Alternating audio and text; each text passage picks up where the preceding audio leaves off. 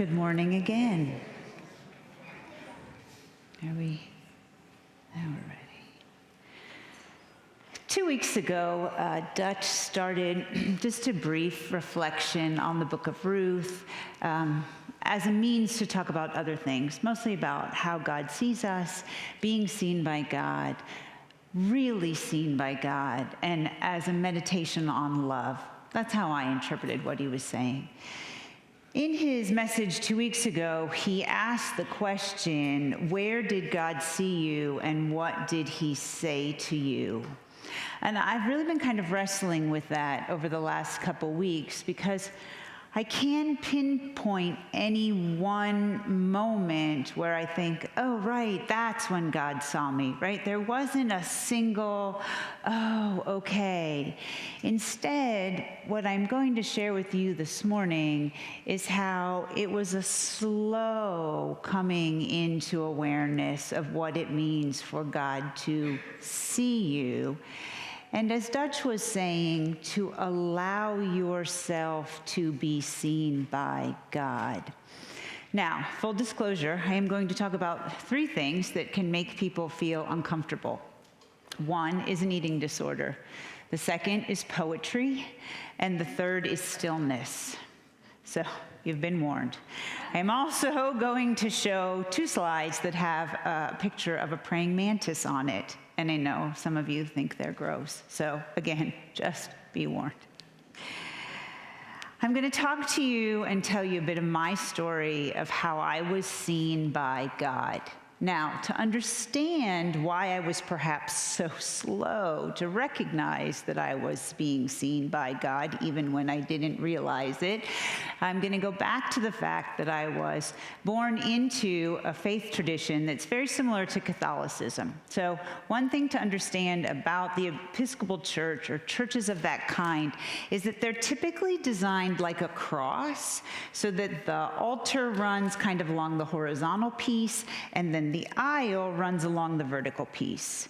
My husband and I typically come to 9 o'clock. If you've seen us at 9 o'clock, you know we typically sit front row left, which is a long-standing habit from my childhood because my family sat front row left in the same church for decades. Communion was something we did every Sunday, depending on what time of the service you went to, right? It wasn't the beginning of the month like we do here. It was every Sunday. So it became very familiar to me. And as a young person sitting front row left, you came up to take communion first. There's a lot of ritual in a church like the Episcopal Church. There's a certain way that you take communion. You come forward, you kneel in a particular place, you get up, you go back to your seat. I've done that, and now there are probably 15 rows of people who need to do the same thing. So truthfully, I'm not paying much attention to God because I'm watching all the people come down the aisle, right? I mean, you know, it's a fashion show every Sunday morning. And I am watching what people are wearing. I'm looking to see if they've gotten a haircut. Are they tan? Have they been out of town? What kind of jewelry are they wearing? Do they carry their handbag up to communion? Because some people didn't leave it in their seats. All of those things. That's what I'm thinking about. I'm also recognizing that if I am sitting and watching all of these people, then they're probably likewise watching me, which put a lot of pressure on me. Self-imposed pressure, right? I better kind of look the look, walk the walk, make sure I sit in the right spot, do the right thing for communion. So you can see that this was a pretty judgmental kind of early relationship with God. That doesn't mean there weren't moments where I felt inspired by the Spirit or overcome by the beauty of our worship rituals, but mostly I was a kid who was sitting in church, somewhat bored, and watching people more than I was thinking about God. An additional downside of that is that when you sit and watch all the people come past, you're measuring yourself against them. And from my perspective, everyone else had more: better clothes, better shoes, better jewelry, a better haircut, a nicer tan. So then that made me be sitting in a place where the creator of the universe is inviting me to spend time with him, and all I can think about is all that I lack.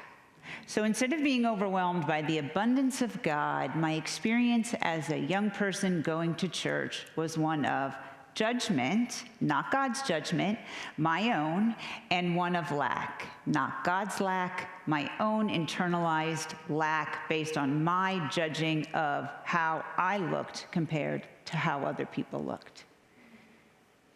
That's not really a great environment to be seeing God or to be allowing God to see you.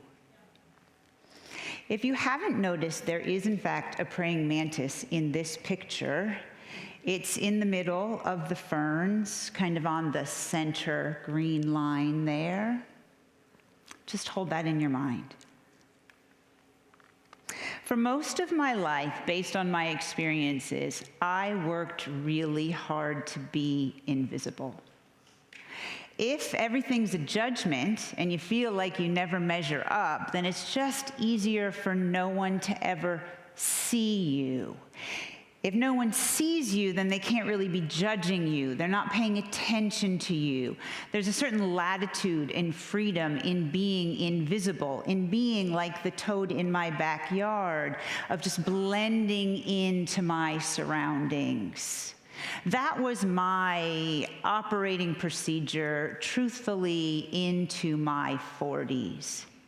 And I managed to become invisible in two ways. The first was that as a kid, I discovered that I was pretty good at school. It was a thing that I could do, except math. That took a lot of help, but right, with other things, I was pretty good at school. I went to class, I did my homework, I got decent grades. And in that, there is a certain invisibility. Your parents aren't checking up on you. They see your report card, it looks fine. This was when report cards were actually sent home and your parents had to sign them, right? Like that was a thing. So my parents would be like, yeah, you must be doing fine. Here you go. Your teachers didn't really pay attention to you, right? They were so busy trying to manage the kids who had problems or who weren't doing the work that if you just showed up and did okay, no one really saw you. And there's a lot of freedom in that. No one was really looking at me and no one was really judging me. And if they were judging me, I was doing okay, right? Because it was school. I had control over that part of my life. The other way that I tried to just blend in and be invisible was that by the time I was a senior in high school and heading into college, I had developed anorexia. Now, part of what I internalized in terms of how I saw myself was through things that my family just said habitually, right? Not as ever even necessarily meaning them. They were just common things that we said. And the message I took away was, don't be too big, don't be too loud, don't be too messy, don't take up too much space, don't ask too many questions.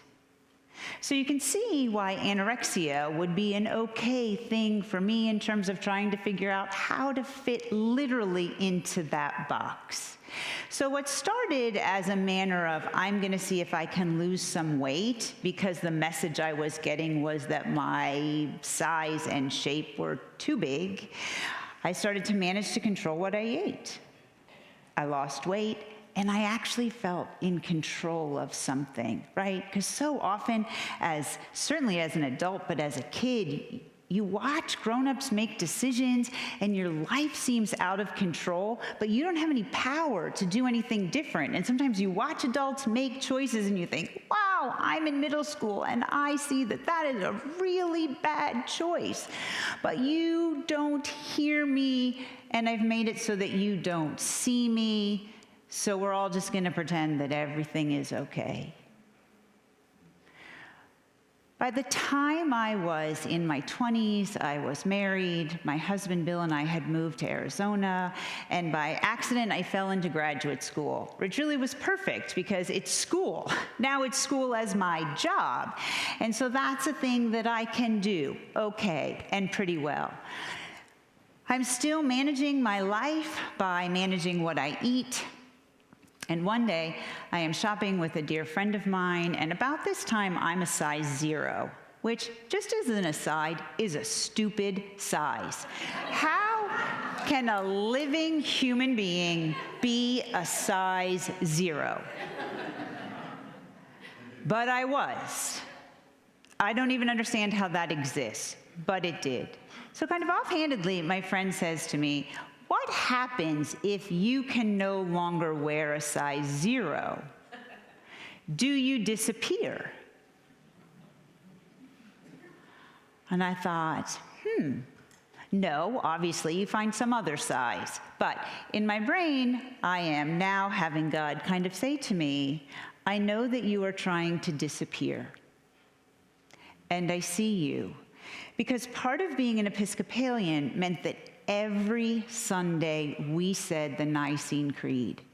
We believe in one God, the Father, the Almighty, the maker of heaven and earth, of all that is, seen and unseen, so that even if I disappeared, God still saw me. God still saw me. And it was at about this time that God and I started to do this dance that we still do, right? He started to show me things that I didn't want to see, and actually I had worked very hard by distracting myself into not seeing them. My husband, as many of you know, is a recovering addict. At the time of my life, in this story, he was very active in his addiction, and I was masterful at not seeing it.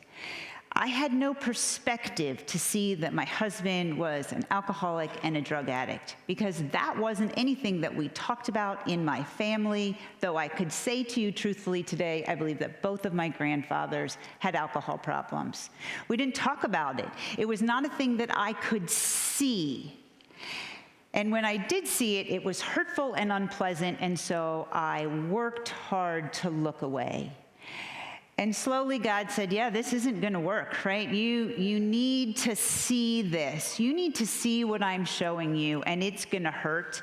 And you can continue to try to run away from it, or we can find a new way to do this. I'd like to say I jumped at the chance to find a new way to do it. I didn't. If I had been going to church at the time, because I wasn't, right? I had my life under control. I didn't need God to see me, and I wasn't really looking for God.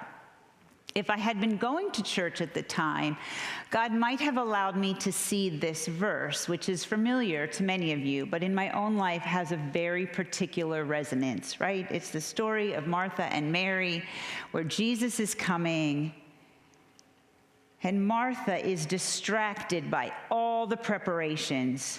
She comes to Jesus and she says, Lord, don't you care that my sister has left me to do the work by myself? Tell her to help me. I have used that exact tone with God. Martha, Martha, the Lord answered, you are worried and upset about many things, but few things are needed, or indeed only one. Mary has chosen what is better, and it will not be taken away from her. Now, I was Martha. I was busy controlling what I was eating. I was busy doing schoolwork. I was busy with, now we have 2 kids. I'm busy managing my household. And God is saying to me, pretty repeatedly, but still back here, so I don't really have to hear it, come sit with me. And I'm saying, I don't have time, right? Do you hear the ridiculousness? The creator of the universe is saying, hey, come sit with me. And I'm saying, I don't have time. I've got to get the kids to school. I've got papers to grade. I need to get the house cleaned. We could try this another time, God. Thanks for the offer. I was distracted. I have that word in italics because, again, I love words. And distracted, according to its roots, means drawn apart or pulled in different directions. I allowed myself to be pulled in as many directions as I could, so I did not have to face the truth that God saw me and was inviting me to see myself. It was too uncomfortable. I was far more comfortable being Martha. And truthfully, if God is coming to your house, you want it to be clean. And sometimes I would think, well, Jesus was a man, so Jesus would understand that I could talk to him while I was putting the leftovers in the refrigerator before they spoiled. truthfully. This is what I thought. Then in my, in hindsight, I see where what Jesus says to Martha, you are worried and upset about many things. He doesn't say, Martha, just relax. He doesn't say, Martha, just let it go. It doesn't matter. He sees her. He recognizes that what she's doing is in fact distraction. He's saying, Martha, I recognize that you are worried and upset. And Jesus was saying that same thing to me. Sarah, you are worried and upset. There's a different way. God would have said all of those things to me, and I would have seen that Bible verse if I had been going to church. Instead, I was teaching American literature. So God showed me those things through Song of Myself, one of Walt Whitman's most famous poems. Here's the poetry part. Nod off. My students do all the time, or stick with me for 2 slides. In this poem, the speaker opens with an invitation to sit still, right? Says, stop this day and night with me, loaf with me on the grass. And the speaker says, if you do these things, here's what I can tell you and promise you. You won't look at things through someone else's eyes. You won't read and know things through books, and you will be able to unlearn the habits that have been passed down through generations in your family. Literally, the scales will fall from your eyes. But for that to happen, you have to stop being distracted. That's the trade-off. If you were here last week, Dutch mentioned the idea of being good and kissed by God. That's what happens in this poem. The speaker sits, and the speaker is good and kissed by God. And the result is language that you probably might recognize from the Bible, or from being in a Sunday service where someone might have talked to you about the peace that surpasses understanding. So in this poem, there's an invitation to sit. There is this remarkable experience between body and soul, where in Dutch's terms, the speaker is kissed by God. And the result is that the speaker then has this peace and knowledge that passes all the earth. The speaker recognizes in a different way her relationship to God. And ultimately, the speaker comes to a recognition that a kelson, a keel, the backbone of creation is love. Love is the creation's backbone. It's what gives us structure.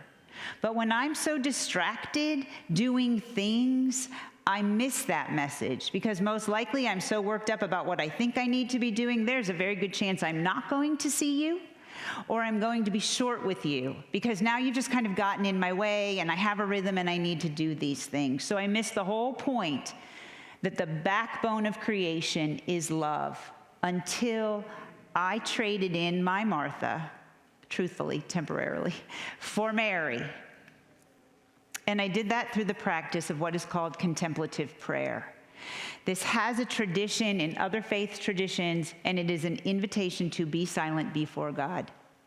You can see that contemplation has at its roots the idea of being seen, of observing. We sometimes think of contemplation as thinking, but it is a process of allowing yourself to observe and be observed.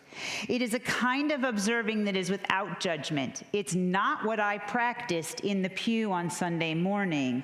It is a vision that allows me to just be.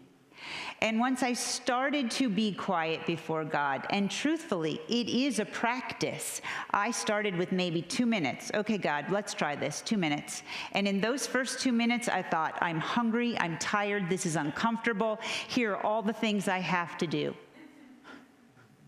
before the creator of the universe, who is offering an invitation to me and to each of you to sit. So as I began to practice, I was able to sit a little bit longer, and what I began to see is that in sitting, I was being invited to see things new or differently. I came to know them in a new way, and in that, I came to value and appreciate them differently, because God was showing me myself in a new way, and I could see how God valued me, and that's hard. Truthfully, as I continue to do this practice, and I do, it's still hard. I finally sat down with God at about COVID because I had nothing but time and I had lots of anxiety and worry. And the invitation was the same. Sarah, Sarah, you are anxious and worried about many things. There is only one thing. Sit with me. Some days it goes well. Some days I have run through with God my to-do list, my grocery list, all of my, anxieties, resentments, you name it. God is patient, and it's a practice. This is me. I'm probably about 5 or 6, and I'm there with my Nana. You can see that she was a fashionable person for the 70s, keep in mind. You can also see that my eyes are pretty much closed, right? Remember, I said I don't want people to see me. I didn't want anyone to notice me or look at me, and as kids do sometimes, I think you close your eyes and no one sees you. Through contemplation and practice, God offered me the chance to sit with this child self. The first time it happened, I saw the face and I recognized it. And I said, no, I can't see that person. I'm not ready. There's too much hurt. I feel like I've let that person down. There's disappointment. I don't want to have to relive the hurts that that person lived. And if you show me that person, that's Sarah, right? Let me call that person what she is. She's me. So God very graciously said, okay, we'll try it again, another day. And then through practice, another day, I saw Sarah, and I could sit with her. Not long. My eyes were closed, but in my mind's eye, my eyes were open, and her eyes were open. And to the question of when did God see you, and what did God say to you, God saw me in that moment, and what God said to me was, be still and know that I am God. God said to me, be still and know that I am. God said to me, be still and know. God said to me, be still. God said to me, be. And in that moment, with my eyes open, I could look at my childhood self and say, we are okay. You are okay. And we are going to be okay. Not because I controlled anything, but because for the first time in my life, I wasn't distracted. I saw myself fleetingly as God saw me, and it was okay. That's super hard. A, just being still is hard. B, just sitting still is hard. And C, allowing yourself to be seen the way God sees you, for me, was almost impossible. It took really up until about a year ago. However, what happens in that moment is that you start to undo a lifetime of who you think you are, and you actually can be who God created you to be. And that's a game changer. It allowed me to rest in God. Now, am I still more Martha than Mary? Yeah, pretty much, a lot of days. But the practice just makes it easier, right? Things get easier with practice. So I always think, when I'm teaching, so what does any of this mean to any of my students? Here are my takeaways from this. Here too, right? Praying mantis number 2. That first praying mantis was safely hidden in those ferns. This praying mantis is really boldly on our railing, at risk for birds, cats, me coming outside, screaming, hitting it with a shoe, right? All of those things could happen. So I would say to you that to be seen is to take a risk. This is a safe place to be seen. To allow yourself to be seen by God is scary. To allow God to show you how God sees you, for me, was even scarier. It was different than how I had ever been taught to see myself. To see yourself as God sees you, however, is transformational because you can't unsee what God has shown you. To see how God sees me changes how I see other people.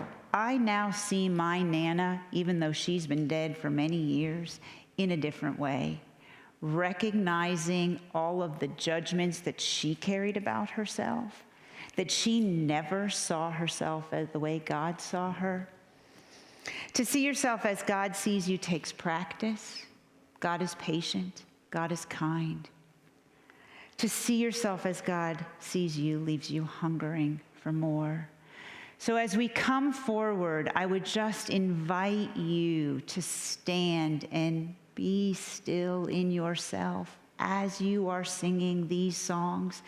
And as Haley and Bree were saying, sing from the Spirit of knowing that God sees you and of knowing your value to God. And in God, you will find the answer to that hunger in a way that has nothing to do with food. Please come forward.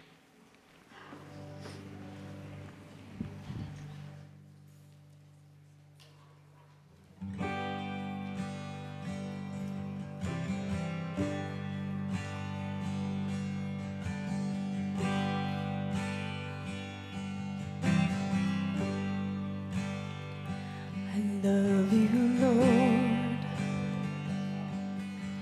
Oh, your mercy never fails me. All my days have been held in your hands. From the moment that I wake up until I lay my head, oh, I will sing of the goodness of God.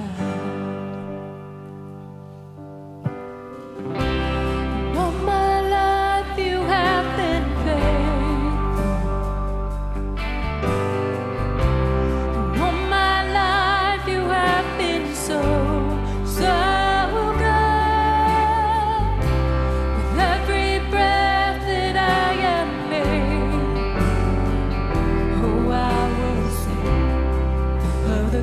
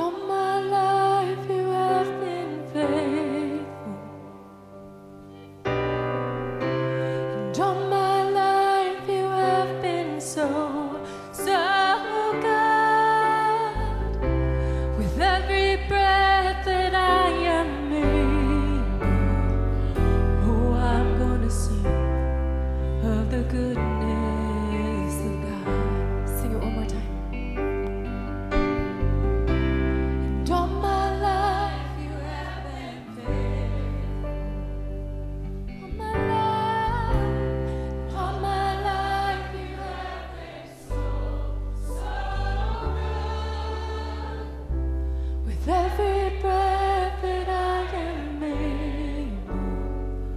Oh, I'm gonna sing of the goodness of God. Oh, I'm gonna sing of the goodness of God.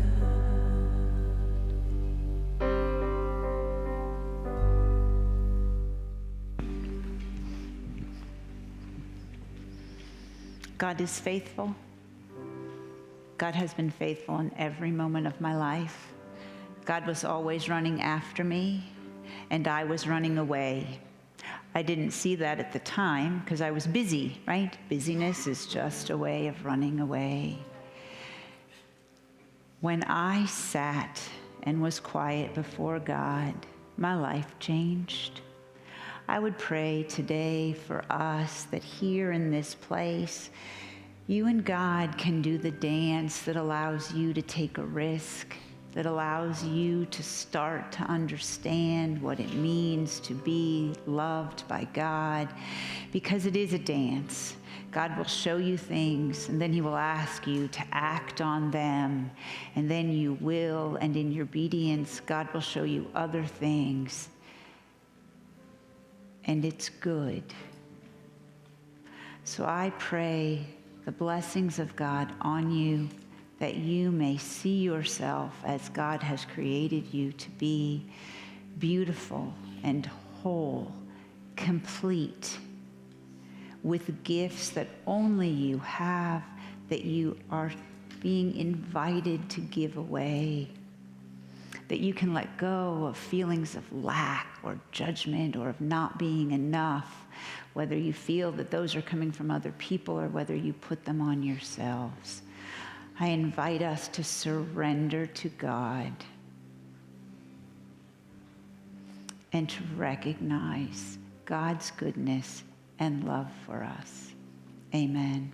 If you need prayer, there are people who will be happy to pray for you. Have a great week, and thank you so much for hearing me.